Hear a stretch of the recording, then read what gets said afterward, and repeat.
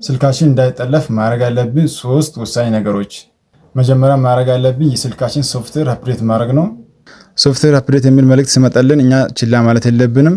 አፕዴት ስናደርግ ስልካችን ይበልጥ ደህንነቱ ጥበቃ ለማድረግና የሀከሮችን ቀዳዳ ለመዝጋት ነው።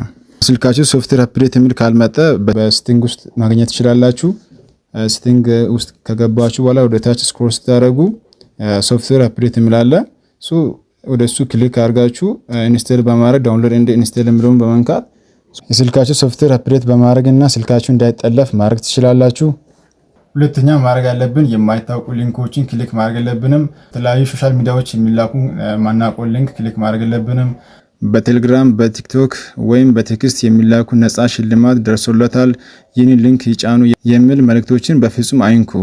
እነዚህ ሊንኮች በአንድ ክሊክ ብቻ ሙሉ ስልካችን አሳልፎ ሊሰጡ ይችላሉ። ሶስተኛና ዋነኛው በቴሌግራም በፌስቡክ እና በዋትስአፕ አካውንታችን ላይ 2 ስቴፕ ቬሪፊኬሽን አክቲቭ ማድረግ አለብን። ይህ ካለ ፓስወርዳችሁን እንኳን ቢያውቁት መግባት አይችሉም። ደህንነቱ ሳይረጋገጥ ቴክኖሎጂ መጠቀም አደገኛ ነው። ይህ መረጃ ለሌሎች እንዲደርስ ራሳቸው ከሀከሮች እንዲጠብቁ ሼር አድርጉ። ተጨማሪ ቴክኖሎጂ መረጃዎችን ለማግኘት ገጹን ፎሎ እና ላይክ ማድረጋችሁ እንዳትረሱ። ይመቻችሁ።